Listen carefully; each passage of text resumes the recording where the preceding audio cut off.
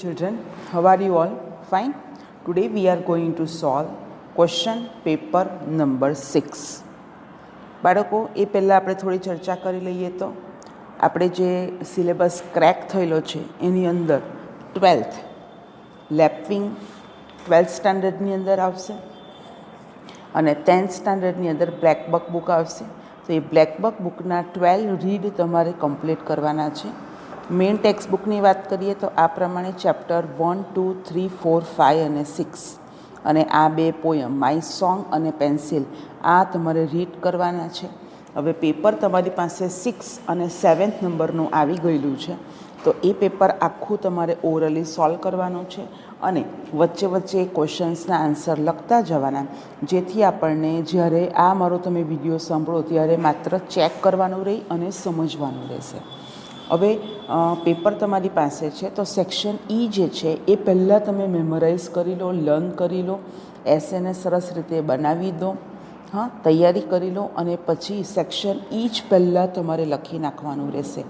Section E લખવું ખૂબ જ જરૂરી છે. એસે, ઈમેલ અને પિક્ચર ડિસ્ક્રિપ્શન પરથી જ બાળકોનું ઇવેલ્યુશન થાય છે.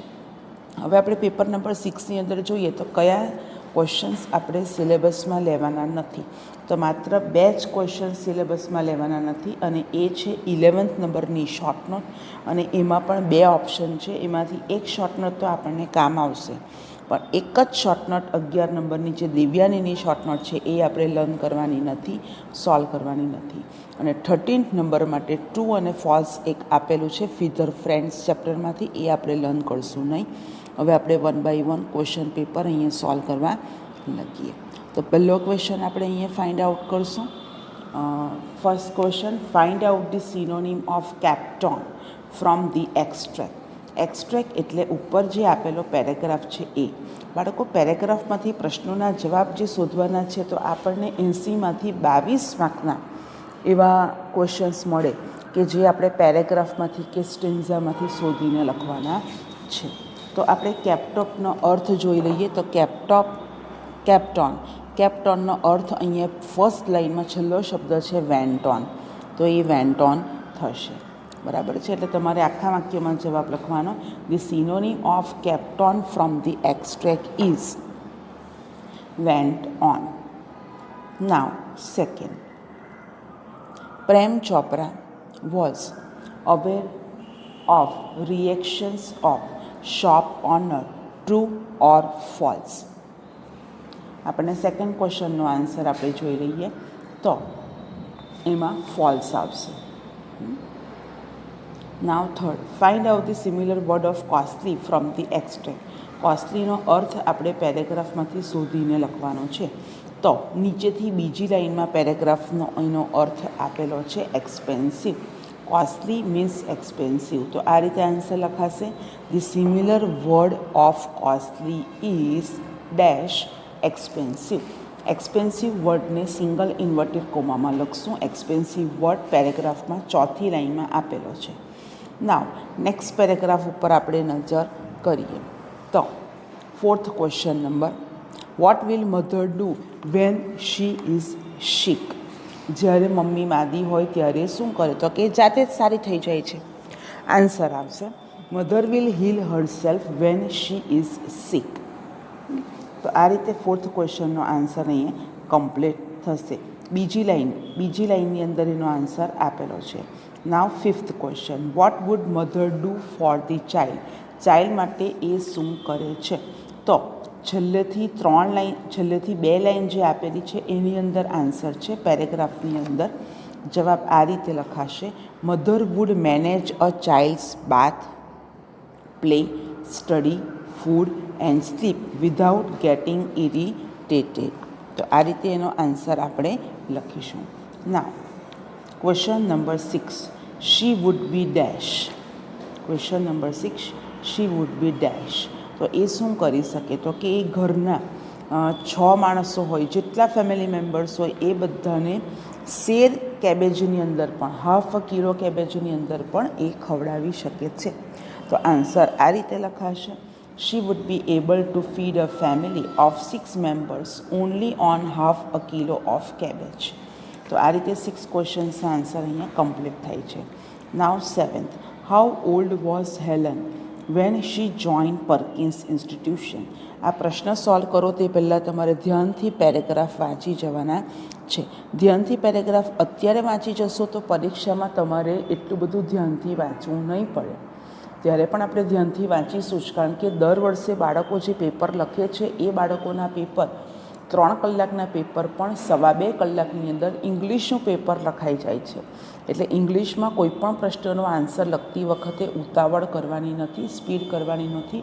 એવું નથી કે આટલા ટાઈમિંગમાં આ લખાઈ જ જવું જોઈએ. હા, પછી તમારી સ્પીડ ખૂબ જ ધીમી છે તો તમારે ટાઈમ મેનેજમેન્ટ કરવું પડશે. હવે આપણે 7મા પ્રશ્નનો જવાબ અહીંયા લખી દઈએ. તો પહેલી લાઇનની અંદર જ એનો આન્સર આપેલો છે કે જ્યારે એણે પરકિન્સ ઇન્સ્ટિટ્યુશન જોઈન કરી ત્યારે એ 10 વર્ષના હતા. At the age of about 10 અહીંયા લખેલું જ છે.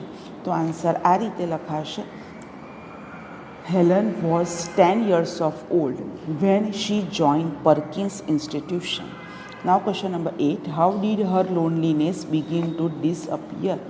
Helen's loneliness began to disappear by making friends with other blind children in the Perkins Institution. Now question number 9, Miss Annie Sullivan spell questions in Helen's palm in the exam? No, false. તો આ આખી line લખવાની અને તેની બાજુમાં false લખવાનું, અથવા તો એવું લખવાનું, ધીસ સેન્ટેન્સ ઇઝ ફોલ્સ. બરાબર છે, કારણ કે એ એક્ઝામમાં થોડા મદદ કરે છે એને. 11 નંબર ઉપર આપણે જોઈએ તો દેવી અને એની શોર્ટ નોટ આપણા સિલેબસમાં નથી, પણ અરુણ યંગ એન્વાયરમેન્ટાલિસ્ટ, આ તો બોર્ડની પરીક્ષામાં આ શોર્ટ નોટ તો આવશે ને આવશે જ, પૂછાશે અને પૂછાશે જ. એટલે પ્લીઝ એક શોર્ટ નોટ સરસ તમે બનાવી દો, લર્ન કરી લો, લખી લો, સમજી લો, અને કંઈ પણ ક્વેરી હોય તો તમે મને સેન્ડ કરી શકો છો. તો આપણું આ ફર્સ્ટ પેપર અહીંયા કમ્પ્લીટ થાય છે. તમે આ પેપર પણ લખ્યું જ હશે, તમે શાળામાં આવો છો ત્યારે હું આ પેપર બધા ચેક કરી લઈશ, જેથી તમારા 80 માર્કની બોર્ડની પરીક્ષા હોય તો 20 માર્કના જે આપણા ઇન્ટરનલના માર્ક્સ છે, બરાબર, તો એની પણ કામગીરી આપણે શાળામાં શરૂ કરવાની હોવાથી આપણે એ શાળામાં તમારી નોટબુક ચેક ફરીથી એકવાર કરી લઈશું. ત્યાર પછી ક્વેશ્ચન નંબર 12 ટ્રુ અને ફોલ્સ લખવાના છે. બાળકો ફરીથી હું કહું છું કે 12 થી 15 નંબરના જે ક્વેશ્ચન્સ ટ્રુ અને ફોલ્સમાં આવશે એ બધા જ સવાલો તમારે લખી જ દેવાના છે. સરસ અક્ષરે, સારા અક્ષરે તમારે એ લખવાના છે અને ત્યાર પછી જ તમારે ટ્રુ અને ફોલ્સ લખવાનું રહેશે કે ધીસ સેન્ટેન્સ ઇઝ ટ્રુ અથવા ધીસ સેન્ટેન્સ ઇઝ ફોલ્સ. પણ આખું વાક્ય લખવું ફરજિયાત છે, પ્રશ્ન લખવો ફરજિયાત છે. Helen always felt very close to her teacher. સાચી વાત છે, એટલે આ આખું વાક્ય લખવાનું અને એની બાજુમાં ટ્રુ લખવાનું છે, અથવા એની નીચે તમે લખી શકો ધીસ સેન્ટેન્સ ઇઝ ટ્રુ, અને ટ્રુને તમારે બોક્સમાં મૂકવું છે. ટ્રુ મોટા અક્ષરે લખવાનું રહેશે. નાવ ક્વેશ્ચન નંબર 13 આપણા સિલેબસમાં નથી. 14th, the Japanese were the first people to invent fireworks. બરાબર, તો એ ફોલ્સ આવશે. નાવ 15th, out of 1000 members of the library 300 are women. Yes, it is the right answer. So 15 is the right answer. Now 16th, what is the black bird doing? The black bird is flying away with the tree. Doing આપેલું છે એટલે doing લખવાનું છે એવું નથી, બરાબર. તમારે એની જગ્યાએ કોઈ ક્રિયા તમે ચાલુ કાળમાં પણ દર્શાવી શકો છો. The black bird is flying away with the tree. Now question number 17, what is strange about the peacock drawn by the girl? તો એનો આન્સર આપણે જોઈ લઈએ. The peacock drawn by the girl is wearing glasses. Is wearing glasses. Now question number 18, who are having a conversation? અહીં કોણ વાતો કરી રહ્યું છે? The lion and the cow are having a conversation. આ રીતે આન્સર લખવાનો રહેશે. ત્યાર પછી આપણી પાસે બ્લેકબક બુકનો પેરેગ્રાફ અહીંયા આપેલો છે, એ પેરેગ્રાફને સ્ટડી કરવાનો છે. અને બાળકો આ પેપર સોલ્વ કરો, વિડીયો જો તે પહેલાં તમારા હાથમાં કોપી હોવી જરૂરી છે. કોપી તમારી પાસે હશે તો જ પ્રશ્નોના જવાબો તમે સારી રીતે સોલ્વ કરી શકશો. એટલે પ્લીઝ તમારે એની ફોનમાંથી કોપી કરાવી લેવાની રહેશે, પીડીએફને ડાઉનલોડ કરી લેવાની અને પછી એને તમે જેમ દર વખતે કરાવો છો એ રીતે કોપી કરાવી લેવાની છે. Now 19th number question, what is the blackness? The little gleaming dots are high masses of energy. Filled matter are stars. એ 20 નંબરનો ક્વેશ્ચન છે. આપણે 19 નંબરનો ક્વેશ્ચન જોવાનો છે. The blackness is emptiness. The blackness is emptiness. તો આ રીતે અહીંયા પહેલી લાઈનની અંદર એનો જવાબ આપેલો જ છે. યસ, જો ધી બ્લેકનેસ, અરે અહીંયા આપેલું છે ધી બ્લેકનેસ યુ સી ઇઝ એમ્પ્ટીનેસ છે ને આન્સર. તો આ રીતે તમારે એનો આન્સર કવર કરવાનો રહેશે. ત્યાર પછી આપણે આગળ ચાલીએ, નેક્સ્ટ ક્વેશ્ચન ઉપર જઈએ. What are stars? સ્ટાર્સ એ શું છે? તો અહીંયા આપણી પાસે અહીંયા સેકન્ડ લાઇનમાં એનો આન્સર આપેલો છે. ધી લિટલવાળું જે લાઇન છે ને, the little gleaming dots are high mass of energy. બરાબર છે. તો એ લાઇનની અંદર એનો આન્સર આપેલો છે. તો એ આપણે લખી દેવાનો છે. The little gleaming dots are high masses of energy. Fill matter are stars, full stop. Now question number 21, why do the dots seem tiny? Why do the dots seem tiny? શા માટે એ નાના દેખાય છે? The dots seem tiny because they are so far off. They are so far off. Now 22. How many human beings live on the earth? More than 6 billion human beings live on the earth. તો આપણી પાસે અહીંયા answer આપેલો જ છે 6 billion.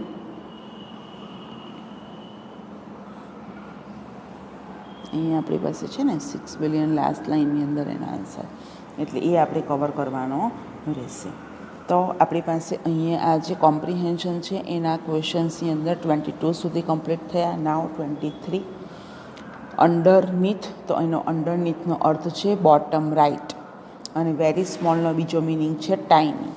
તો આ રીતે તમારે માહિતી લખવાની છે. હવે આપણે રિસેપ્શન જોઈ લઈએ. રિસેપ્શન અહીંયા રિસેપ્શન આપેલું છે. ત્યાર પછી બધી માહિતી તમારે સ્ટડી કરવાની છે અને ત્યારબાદ જ ક્વેશ્ચન આન્સર લખવાના, સોલ્વ કરવાના રહેશે. Whom does Dipesh wed? દીપેશના લગ્ન કોની સાથે થાય છે? Dipesh weds Hetal. Now 25th. What is the city for reception? The city for reception is Surat. 26. When will the reception start? When એટલે સમય. The reception will start at 7:30 p.m. Now to question number 27. Who will go for the reception and dinner? Answer 27. Mr. and Mrs. Joshi will go for the reception and dinner.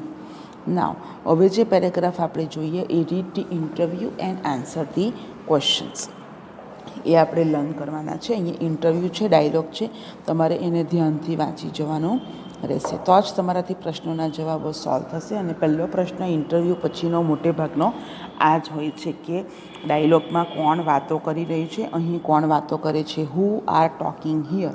Answer લખાશે mister Yash and Dhruvesh are talking here. Question number 29. Where is the society located? The society is located behind the Kali temple. Question number 30. How long will it take for mister Yash to reach there? Answer number 30. How long આપ્યું એટલે period લખવાનો છે, તમારે સમય લખવાનો છે. It will take 10 minutes for mister Yash to reach there. Now question number 31.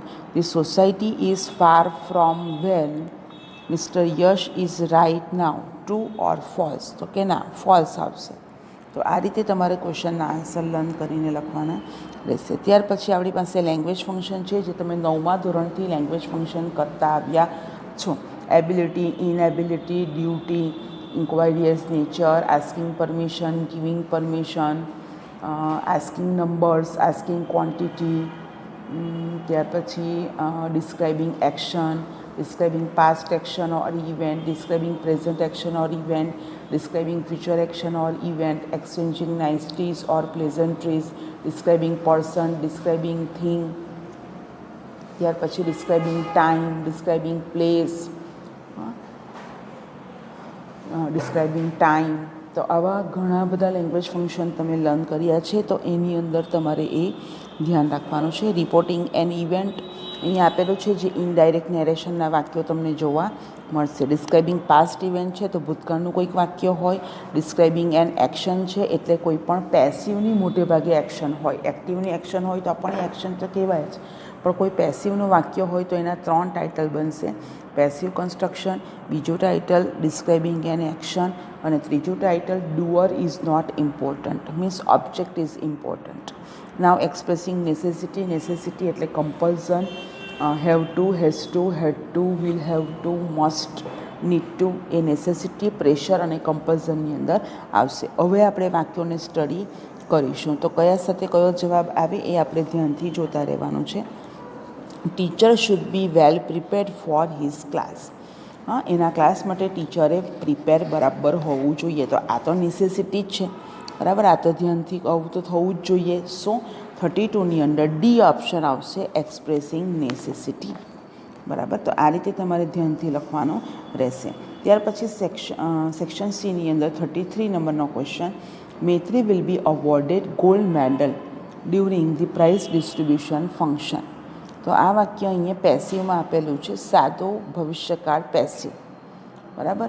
Simple future tense passive. Will be awarded એના પરથી આપણને ખબર પડી જાય. અને પેસિવના વાક્યો હંમેશા ડિસ્ક્રાઇબિંગ એન એક્શનમાં જ આવે. નાવ 34 એટલે 33ની અંદર સી ઓપ્શન આવશે, ડિસ્ક્રાઇબિંગ એન એક્શન. 34ની અંદર we stayed at hotel Punjab in Diu. તો આપણે એ રહ્યા હતા. તો અહીંયા જે છે બાળકો એ ડિસ્ક્રાઇબિંગ પાસ્ટ ઇવેન્ટ બતાવે છે. અહીંયા બોલનાર સાંભળનારનું નામ હતે તો આપણે અહીંયા એને રિપોર્ટિંગ એન ઇવેન્ટ કહી શકતે, પણ અહીંયા બોલનાર સાંભળનારનું નામ, કન્જક્શન્સ કંઈ પણ નથી, અને એક ભૂતકાળની ક્રિયા દર્શાવાયેલી છે. We stayed at hotel Punjab in Diu. તો હોટેલ પંજાબ ઇન દીવ એ સ્થળનો પણ ઉલ્લેખ કરે છે. એટલે જો આ વાક્યની અંદર પાસ્ટ ઇવેન્ટ નહીં હતે અને પ્લેસ હતે તો પણ આ વાક્ય સાચું પડે. નાવ ક્વેશ્ચન નંબર 35, ઇન્ડિકેટિંગ કોન્ટ્રાસ્ટ. 35ની અંદર આપણે ધ્યાન આપીએ. તો આ તમારે 35, 36 અને 37ને કમ્પ્લીટલી સેન્ટેન્સ કહેવાય, અને કમ્પ્લીટલી ડાયલોગ્સ કહેવાય, કમ્પ્લીટલી રિસ્પોન્ડ કહેવાય. તો એ રિસ્પોન્ડ ક્યારે કમ્પ્લીટ થાય? જ્યારે તમે બોલનાર અને સાંભળનારનું આખું કન્વર્સેશન, આખો ડાયલોગ લખી લો ત્યારે જ. ઓપ્શન લખવાની કોઈ જરૂર નથી, ઓપ્શન સમજવાના છે. પણ તમારે 35નો આખો ક્વેશ્ચન, 36 અને 37ના આખા ક્વેશ્ચન્સ, ડાયલોગ્સ તમારે લખી નાખવાના છે. જ્યાં ડેશ આપેલું છે, જ્યાં બ્લેન્ક આપેલું છે, ત્યાં તમારે 2 લાઈન છોડવાની છે. એક જવાબ લખવા માટે લાઈન, અને એક થોડું સારું દેખાય, ઇમ્પ્રેશન સારી પડે એ માટે લાઈન તમારે છોડી રાખવાની છે, બરાબર. એટલે છૂટી એક બે લાઈનો છોડીને તમારે આ 35 નંબરનો ક્વેશ્ચન્સ કમ્પલસરી લખવાનો છે. જ્યાં કમ્પ્લીટ લખેલું હોય, જ્યાં રીરાઇટ લખેલું હોય, ત્યાં questions must be necessary. Okay, now આપણે ડિસ્કસ કરીએ. Kalgi says dash indicating contrast. બાળકો કોન્ટ્રાસ્ટ આવ્યું એટલે though, although, even if, but, yet, still, however, as, in spite of, despite of, in spite, despite, whereas અને વોટ એવર. આટલા બધા શબ્દો આ વાક્યમાં આમાંથી કોઈ પણ એક શબ્દ આવે અને એના સિવાય એની સાથે ગુજરાતી ભાષાંતર કરતાં ખબર પડે કે એક જ વાક્યમાં 2 પરિસ્થિતિઓ વિરોધાભાસી બતાવેલી છે, ત્યારે આપણે 35 નંબરનો ક્વેશ્ચન અહીંયા સોલ્વ કરી શકીએ. ઓકે, તો 35 નંબરનો આપણે આન્સર જોઈ લઈએ. બીજી લાઈનમાં લતાએ લખેલું છે, it is a PT for her. એના માટે આ દયાને પાત્ર છે. હવે ઓપ્શન્સના ગુજરાતી કરીએ. Though she is young, she can't walk properly. She lost her father in her young age. Her mother beat her severely. She can not eat anything on her own. હવે બાળકો, હું જે બધા અહીંયા લેંગ્વેજ એલિમેન્ટ્સ બોલી ગઈ એમાંનું અહીંયા એક પણ આપેલું નથી. બી, સી અને ડી 3 વાક્યની અંદર though, although, even if, but, yet, still, however, as, in spite of, despite of, in spite, despite, whatever whereas આટલામાંથી કોઈ પણ એક શબ્દ અહીં આપેલા નથી અને એ ઓપ્શનની અંદર ધો આપેલો છે અને લખેલું છે કે એ ખૂબ જ યુવાન છે છતાં પણ એ વ્યવસ્થિત ચાલી શકે એમ નથી. તો એના માટે લતાને દયા આવે છે. બરાબર, યંગ છે અને ચાલી શકે એમ નથી. યંગ છે તો એ ચાલી શકવા જોઈએ. તો આ બે પરિસ્થિતિઓ એક જ વાક્યમાં વિરોધાભાસી બને છે, એટલા માટે ઇન્ડિકેટિંગ કોન્ટ્રાસ્ટ આવે. એટલે 35 નંબરની અંદર તમે એને કોન્ટ્રાસ્ટમાં લખી શકો છો. નાવ ક્વેશ્ચન નંબર 36, વિશ્વાસ ઇઝ ડિસ્ક્રાઇબિંગ પર્સન. અહીં આપણે પર્સનને ડિસ્ક્રાઇબ કરવાના છે અને પર્સનને ડિસ્ક્રાઇબ કરો એટલે વાક્ય યાદ માઇન્ડમાં બેસી જવું જોઈએ કે કોઈ પણ વ્યક્તિના વિશે વધુ માહિતી આપણને ખબર પડે, એ આપણા મિનિંગમાં એનો નામના અર્થમાં થોડો વધારો થાય.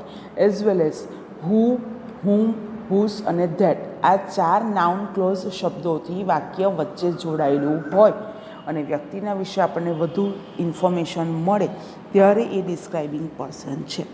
Yagnesh says, was he doing with a single hand? શું એ એક જ કામે એક જ હાથે બધું કામ કરે છે? તો આ ક્વેશ્ચનનો આન્સર આપણે શોધવાનો છે. એના માટે 4 ઓપ્શન તમારે વાંચી જવાના રહેશે. હવે આપણે આન્સર જોઈએ તો એની અંદર પણ એના વિશે કોઈ માહિતી મળતી નથી, એ તો રિપીટ જ થાય છે. ત્યાર પછી બી, એના વિશે એક અલગ માહિતી મળે છે કે I saw a man who was jumping on hands, કે જે હાથ પર કૂદી રહ્યો હતો એ માણસને મેં જોયો હતો. એટલે યજ્ઞેશ ફરી પાછો ક્વેશ્ચન કરે કે શું તે એક જ હાથે બધું કાર્ય કરી રહ્યો હતો? તો અહીંયા બી બંધબેસતો આન્સર બેસે છે. સો 36માં બી ઓપ્શન આપશે. સી અને ડીની અંદર વ્યક્તિના વિશે કોઈક અલગ માહિતી પણ મળતી નથી. થ્રોઈંગ અ બોલ, તો થ્રો બોલ તો એક જ હાથે થવાનું, એટલે એ કંઈ ઇન્ફોર્મેશન આપણને મળે છે પણ એ કામની નથી. અને લાસ્ટ ઓપ્શનમાં the man tells everything with sign language, તો એની અંદર પણ નીચેનો વાક્ય બંધ બેસતું નથી. કયું નીચેનો વાક્ય? Was he doing with a single hand, તો એ લેંગ્વેજ જે કરવાનો હતો તો એ સિંગલ હેન્ડે, બરાબર, એ આંખના ઈશારાથી લેંગ્વેજ આપતો હોય એવું બધું હોય.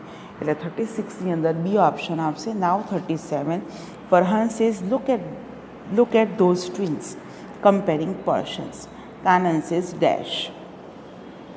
આપણે 37 નંબરનો અહીં આન્સર સોલ્વ કરીશું.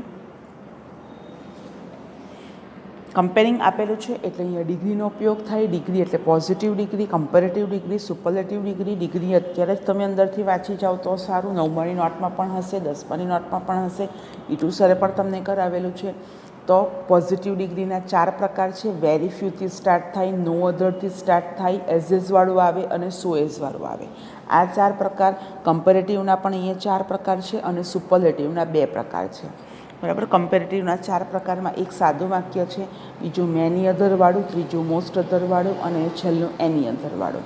ત્યાર પછી સુપરલેટિવ ડિગ્રીના 2 પ્રકાર પડે છે. એક ધી મોસ્ટ અથવા ધી EST વાળું એક સાદું વાક્ય અને બીજું વન ઓફ ધી મોસ્ટ અથવા EST વાળું વાક્ય.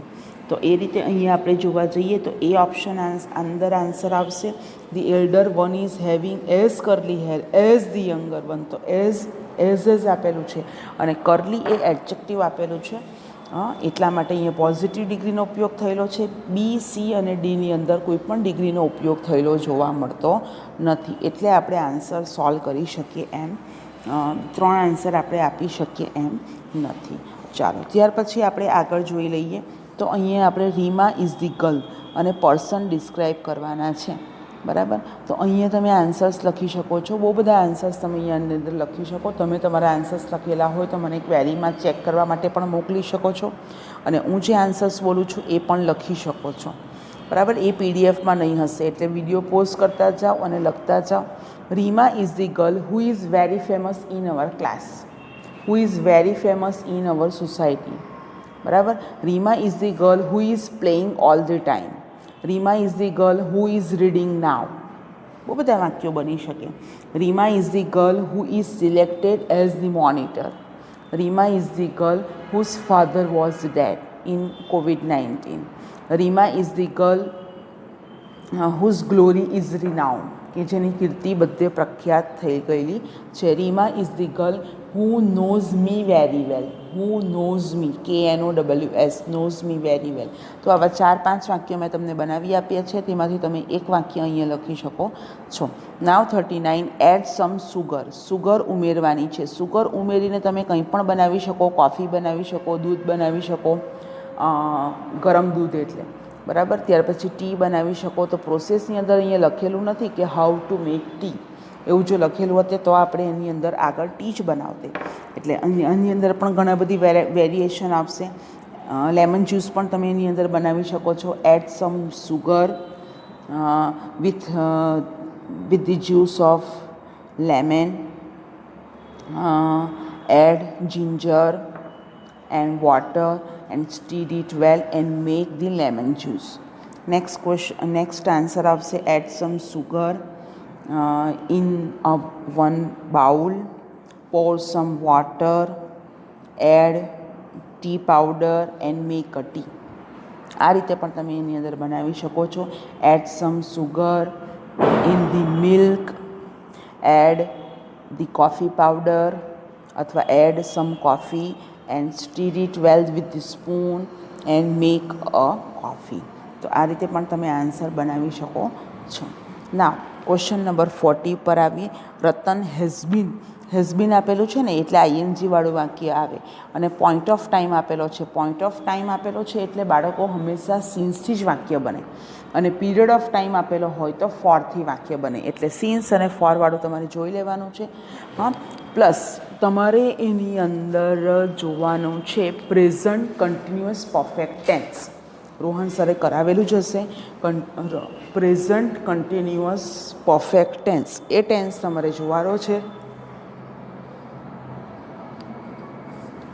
એ ટેન્સ તમારે જોઈ લેવાનું છે, અને જોઈને એની અંદર સિન્સ અને ફોરના વાક્યો તમારે જોવાના છે. એટલે સિન્સ અને for, since a point of time, for a period of time. બરાબર. લેંગ્વેજ ફંક્શનની અંદર પણ તમારે ચેક કરી લેવાનું છે. સિન્સ એટલે કોઈ પણ સમયે, ભૂતકાળના સમયથી શરૂ થયેલી ક્રિયા હજી તમે બોલો છો તે સમયે પણ એ ક્રિયા ચાલુ હોય તો એની અંદર ચાલુ પૂર્ણ વર્તમાન કાળ આવે અને એમાં સિન્સનો ઉપયોગ થાય. સિન્સ અને ફોરમાં શું ડિફરન્સ છે? તો કે સિન્સનો અર્થ થાય એક્ઝેક્ટ સ્પેસિફિક ટાઈમ, એટલે સિન્સનો ઉપયોગ સ્પેસિફિક ટાઈમ દર્શાવવા માટે થાય, અને ફોરનો ઉપયોગ પીરિયડ ઓફ ટાઈમ માટે થાય. For example, morning to night. હા, મોર્નિંગ ટુ નાઇટ, તો સવારથી સાંજ, તો એ આખો પીરિયડ થયો તો એની આગળ ફોર શબ્દ આવે. મોર્નિંગ શબ્દ હોય તો એની આગળ સિન્સ આવે. આફ્ટરનૂન શબ્દ હોય તો એની આગળ સિન્સ આવે. ત્યાર પછી કોઈ પણ આંકડો હોય તો એ બધા આંકડા આગળ સિન્સ આવે. 3 months, તો 3 months એટલે કયા 3 monthsથી આપણને ખબર નથી, તો એ ફોર આવે. 2 weeks, તો એ 2 weeks કયા તે આપણને ખબર નથી. લાસ્ટ 2 weeks લખેલા હોય તો પણ આપણને એ એક્ઝેક્ટ ખ્યાલ ન હોય કે આપણે જ્યારે બોલતા હોય એ જ વાક્ય બે મહિના પછી બોલાય તો પણ લાસ્ટ 2 weeks જ હોવાનું. એટલે કયા લાસ્ટ 2 weeks એ સ્પેસિફિક ન હોવાથી ફોર આવે. પણ એવું હોય કે ઇન જાન્યુઆરી તો સિન્સ આવે. ઇન જાન્યુઆરી હોય તો સિન્સ. 1947 તો સિન્સ. 2020 તો સિન્સ. 2042 તો એમાં સિન્સ. બરાબર. પણ લાસ્ટ હોય, પ્રીવિયસ હોય, નેક્સ્ટ હોય, ફોલોઈંગ હોય, આવા કોઈ શબ્દો હોય અને કોઈ ત્યાર પછી મંથની વાત હોય, વીકની વાત હોય, યરની વાત હોય, લાસ્ટ યર હોય, નેક્સ્ટ યર હોય, ધીસ યર હોય, તો એ બધાની અંદર પણ ફોર જ આવે, કારણ કે એની અંદર પીરિયડ આપેલું છે એટલા માટે. ખ્યાલ આવ્યો બાળકો? તો આ રીતે પોઈન્ટ ઓફ ટાઈમ અને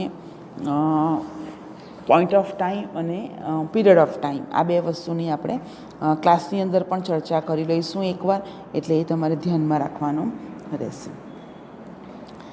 ઓકે, તો આની અંદર વાક્ય આપણે બનાવવું હોય તો બનાવી શકાય. Ratan has been watching TV since 6 o'clock. Ratan has been reading English since morning. Ratan has been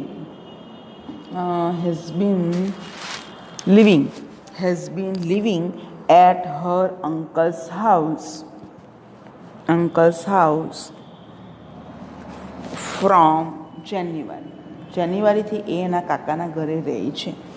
બરાબર. સિન્સ જાન્યુઆરી, ફ્રોમ નહીં પણ સિન્સ જાન્યુઆરી.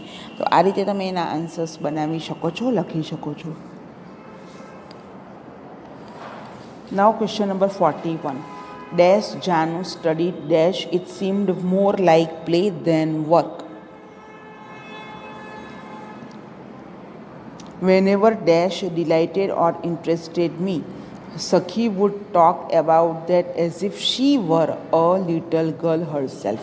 બાળકો અહીંયા એઝ ઇફ આપેલું છે. જ્યારે વાક્યમાં એઝ ઇફ આપેલું હોય ત્યારે હી કે શી સાથે ટુ બીના રૂપ તરીકે વોઝ નહીં પણ વર આવશે. એટલે એ વસ્તુ આપણે ધ્યાનમાં રાખવાની છે. જ્યારે જાનુએ સ્ટડી કર્યું વ્યવસ્થિત રીતે ગંભીરતાપૂર્વક, ત્યારે એ રમવા કરતાં વધારે સિરિયસ લાગતી હતી. વેનેવર જ્યારે જ્યારે કંઈ પણ આનંદકારક હોય કે રસપ્રદ હોય મારા માટે, સખી મારે વાત કરતી હતી અને એ જાણે કે લિટલ ગર્લ હોય એ રીતે. તો 41ની અંદર બાળકો આન્સર આપણી પાસે આવશે. પહેલાં પેરેગ્રાફની અંદર પહેલી લાઇનમાં વેન, બીજી ડેશની અંદર બીજી બ્લેન્કમાં સિરિયસલી, અને થર્ડ જે બ્લેન્ક છે એની અંદર એનીથિંગ આવશે. નાવ 42ની અંદર ક્યુરિયોસિટી છે. ક્યુરિયોસિટી એટલે આતુરતા, જિજ્ઞાસા. એના માટેનો અર્થ છે બી, ઈગરનેસ. કોન્ફ્લિક્ટનો અહીંયા અર્થ છે સ્ટ્રગલ. બરાબર, સ્ટ્રગલ થશે, સંઘર્ષ. અનમૂવડનો અર્થ છે ડિટરમાઇન અથવા ફોર્મ. તો અહીંયા આપણે અર્થ લખીશું FIRM, ફોર્મ. નાવ ક્વેશ્ચન નંબર 45. આપણે અહીંયા ડાયરેક્ટ ઇનડાયરેક્ટ સ્પીચની પ્રેક્ટિસ કરવાની છે. ઘણા બધા આપણે પેરેગ્રાફ જોયા છે, ત્યાર પછી ફરી પાછા. બરાબર, ઈટુ સરે તમને 12 પેરેગ્રાફ કરાવેલા છે. 20 પેરેગ્રાફની PDF મેં તમને પ્રોવાઈડ કરેલી છે. પેપર્સની અંદર પણ આપણે એક પેરેગ્રાફ કરતા જઈએ છીએ. હવે અહીંયા વાક્યની અંદર મહેન્દ્ર અને લીના વાત કરે છે, ત્યારે દરેક વાક્યના બોલનાર અને સાંભળનાર તમારે શોધી કાઢવાના. પહેલા વાક્યનો બોલનાર મહેન્દ્ર છે, સાંભળનાર લીના છે. બીજા વાક્યનો બોલનાર લીના છે, સાંભળનાર મહેન્દ્ર છે. ત્રીજા વાક્યમાં મહેન્દ્ર બોલે છે અને લીના સાંભળે છે. ચોથા વાક્યમાં લીના બોલે છે અને મહેન્દ્ર સાંભળે છે. આ રીતે શોધ્યા પછી તમારે વાક્યોના પ્રકારો શોધી કાઢવાના. પહેલું વાક્ય ઇન્ટ્રોગેટિવ છે, બીજું વાક્ય અસર્ટિવ છે, ત્રીજું વાક્ય અસર્ટિવ છે. ચોથા વાક્યની અંદર 2 વાક્યો આપેલા છે, એક પ્રપોઝલ સેન્ટેન્સ છે અને બીજું અસર્ટિવ સેન્ટેન્સ છે. આ બધા વાક્યની અંદર પણ એક કાળજી રાખવાની કે પહેલા વાક્યમાં પ્રશ્નાર્થ કરવામાં આવે તો બીજા વાક્યમાં એનો જવાબ આપવામાં આવે છે. તો આ રીતે તમારે રિપોર્ટિંગ વર્બ લખવાના રહેશે. તો પહેલું વાક્ય પ્રશ્નાર્થ હોવાને લીધે WH થી પ્રશ્ન છે એટલે સંયોજક તરીકે આપણે WH જ રાખશું. પ્રશ્નાર્થ વાક્ય છે એટલે આપણે રિપોર્ટિંગ વર્બ તરીકે આસ લખશું. Mahendra ask Leena vote. હવે યોર પ્લાન એટલે તારો પ્લાન એટલે સાંભળનારનો પ્લાન. સાંભળનાર આ વાક્યનો લીના છે એટલે યોર પ્લાનનું હર પ્લાન થશે. તમને જે પ્રોનાઉનના નિયમો આપેલા છે એમાં યોરનું ટેબલ જુઓ. યોર જે લાઇનમાં આપેલું છે એની નીચે શીના ખાનામાં હર આપેલું છે. તો હર પ્લાન વોઝ, ઇઝનું ચેન્જ, એમિઝાનું ચેન્જ ટેન્સ પ્રમાણે વોઝ વર થશે. એટલે what her plan was during ધીઝનું those holidays, THOS, those holidays, full stop. ફરીથી આપણે આખા વાક્યનો જવાબ જો દીકરા અહીંયા બોલી દઈએ તો Mahendra ask Leena what her plan was during those holidays. Now question number next. એટલે સેમ ક્વેશ્ચનની અંદર લીના એનો આન્સર આપે છે. તો આ રીતે આન્સર લખાશે. રીના રિપ્લાઇડ હિમ અથવા she replied him that she was thinking to go to Ambaji, full stop. બીજું વાક્યની અંદર એ અસર્ટિવ જ છે એટલે આપણે એ જોઈ લઈએ. મહેન્દ્ર અથવા હી told Har that he also wanted to go there. Now લીના અહીંયા પ્રપોઝલ મૂકે છે. બરાબર, લીના લેટ્સ ગો ધેન. બરાબર, તો જ્યારે લેટ્સથી પ્રશ્ન આપેલો હોય, લેટ્સથી વાક્ય આપેલો હોય ત્યારે લેટ્સ શબ્દને કાઢી નાખવાનો. જો અહીંયા માત્ર લેટ એક જ શબ્દ હતે તો આપણે લેટ રહેવા દેતે. બરાબર, તો એ રીતે આપણે આન્સર જોવાના છે. Leena suggested to him that guided પણ ચાલે, સજેસ્ટેડ પણ ચાલે, પણ મોટે ભાગે લેટ્સવાળા વાક્યમાં સજેસ્ટેડ આવે. She suggested him that. They go then and told him that they would have a good company. They would have a good company. વિલનું would થઈ જાય અને would સાથે મૂળ ક્રિયાપદ have જ આવે. તો આ રીતે આપણું ડાયરેક્ટમાંથી ઇનડાયરેક્ટ ફેરવાશે. ત્યાર પછી કન્જક્શન્સ જોઈ લઈએ. 2 લાઇન આપેલી હોય, બ્રેકેટમાં 3 કન્જક્શન હોય. એક કન્જક્શનનો ઉપયોગ કરીને આપણે એ વાક્ય બનાવવાનું છે. પહેલાં વાક્ય વાંચી જવાનું, એનું ટ્રાન્સલેશન કરવાનું, ત્યાર પછી સંયોજકો જોવાના. અહીંયા સંયોજકોમાંથી એક પસંદ કરીને આપણે લખવાનું છે. Please take care. મહેરબાની કરી કાળજી રાખો. You are fit for the test tomorrow. હવે તમે આવતીકાલની ટેસ્ટ માટે તૈયાર થઈ ગયા છો, ફિટ છો, હેલ્ધી છો. બરાબર. હા, તો આપણે 46ની અંદર એવું આવે કે તમારી જો તમે કાળજી રાખો છો, કયા ઈરાદાથી તમારે કાળજી રાખવાની છે? આવતીકાલની ટેસ્ટ માટે તમારે ફિટ રહેવાનું છે એટલા માટે. તો please take rest so that you are fit for the test tomorrow. અને તમારે આનું વાક્ય જોવું હોય તો પર્પઝમાં આપેલું છે. પર્પઝમાં આનું વાક્ય તમારી પાસે ઓલરેડી આપેલું છે. નાવ 47. હી was hurt. He was hurt. He continue to play.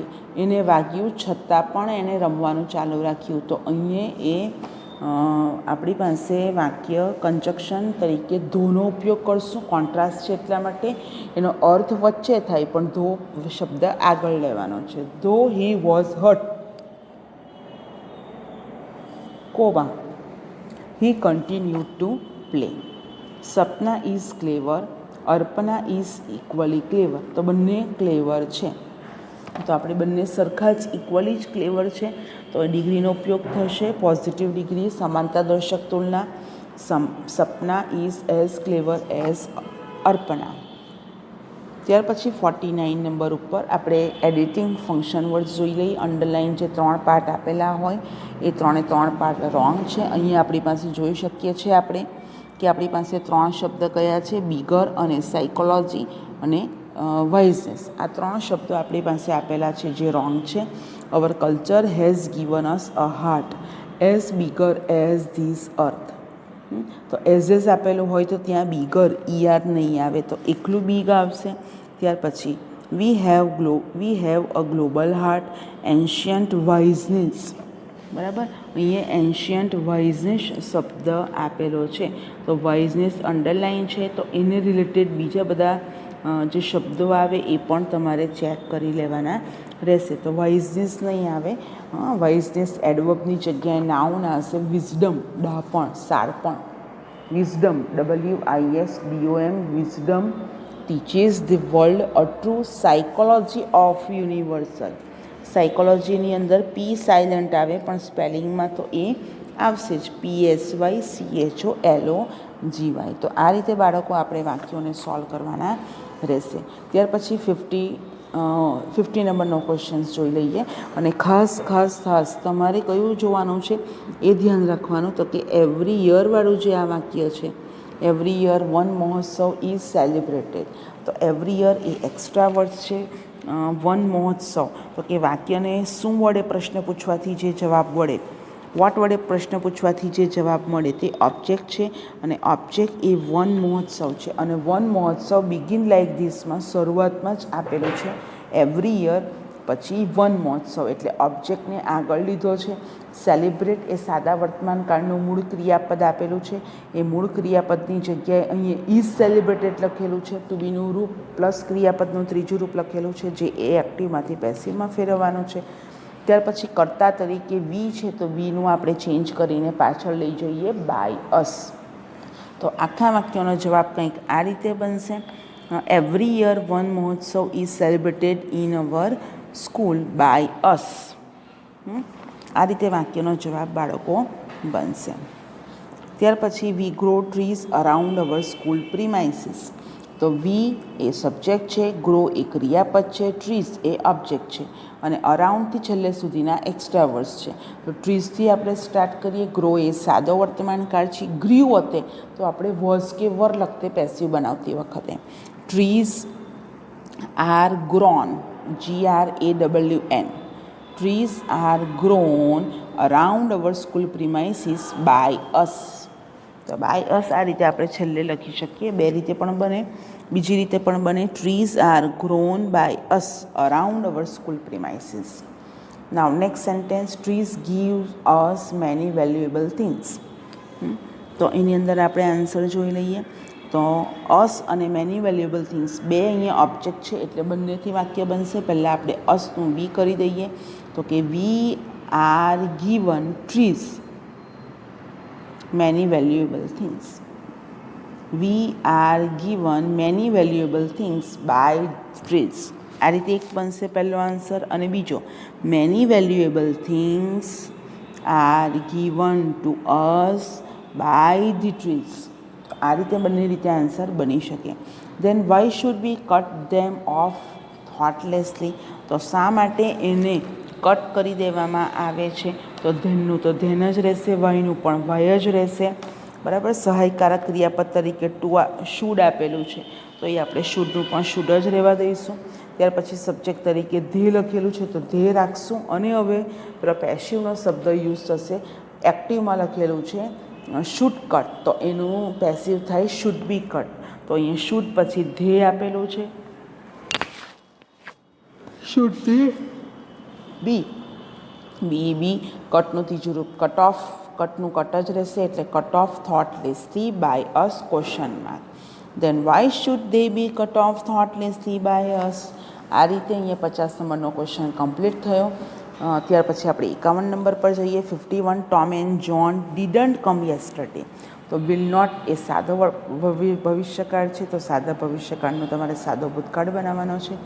તો સાદા ભૂતકાળની અંદર તમે લખી શકો છો વિલ નોટનું ડીડન્ટ, ટુમોરોનું yesterday, they will stay there at school, will stay તો એનું આપણે બનાવી દેવાનું stayed, STAYED. they stayed there at school. they will finish તો will finishનું finished, they finished their remaining exercises. they will have to prepare their projects too. તો એની અંદર આપશે they had to prepare.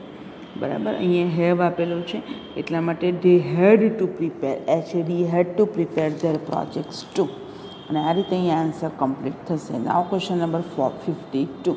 Gita has been studying since 6 o'clock. જોયું આ વાક્ય પણ આપેલું છે એ પોઈન્ટ ઓફ ટાઈમનું લેંગ્વેજ ફંક્શનનું છે.